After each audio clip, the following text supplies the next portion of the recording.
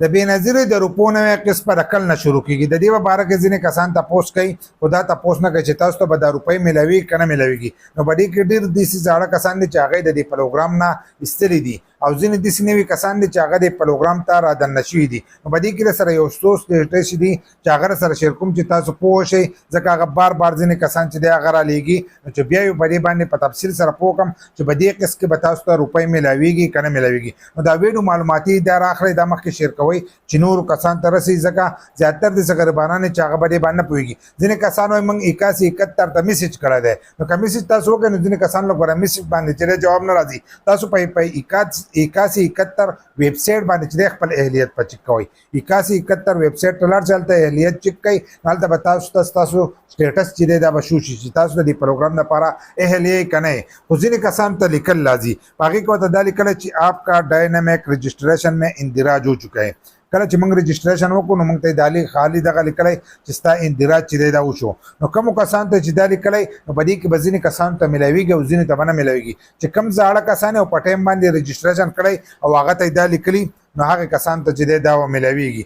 ځینې داسې زاړه کسان دي چې هغو له تاریخ ورکړه شو چې په پلاني تاریخ باندې به تاسو دوباره اندراج چې دی دا به وکئ، هغو په هغې تاریخ باندې چې دی اندراج نه دی کړی نو دغې کسانو ته به نه میلاویږي. چې کومو کسانو اندراج نه یې کړی نو هغې کسانو ته به هسې هم نه میلاویږي که هغه غریبانان دي او کار څنګه دي خو هغو ته به روپۍ نه میلاویږي چې څومره هغو دوباره اندراج نه یې کړی.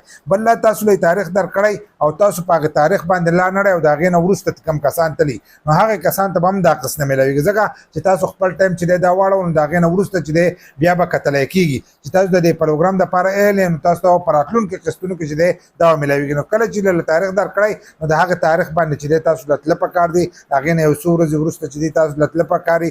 ځینې کسانو پکې قسطونه په منځ کې میس کړي دي او قسط یې اخیستی دی او هغه وستلی دي، نو چې وستلی دي نو تاسو ته به هم دغه قسط چې دی دا به نه میلاویږي. کومو چې نه دی کړی هغو ته به هم نه میلاویږي، کومو چې ډېر لیټ کړی دی لیټ نو هغو ته به هم نه میلاوي. کومو چې په ټایم باندې کړی دی نو هغې کسانو ته به روپۍ میلاویږي خو چې د هغو سکور د 32 نه کم تلی او د دې پروګرام دپاره اهلي.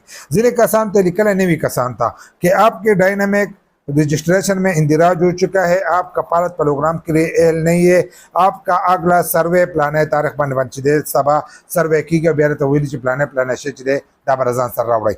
نو دا کسان چې دي دا خو هم اهل نه دي، ښه صفا ورته لیکلي چې تاسو اهل نه یې او بیا راته تاریخ لیکلی نو چې تاریخ یې راته لیکلی نو دا کسان چې دي دا هم د دې پروګرام دپاره اهل نه دي. دغه شانتې په دې کې چې دی یو بل هغه پکې راځي چې هغه هم زړو کسانو ته راځي.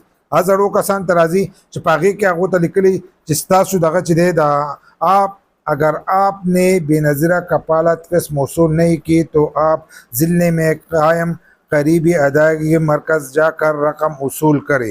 آپ کو اطلاع دیا جاتا ہے کہ آپ کے گھرانے کو ڈائنامک سروے میں کے نتائج کے مطابق آپ کو آئندہ بے نظیرہ پروگرام کے لیے اہل نہیں ہے.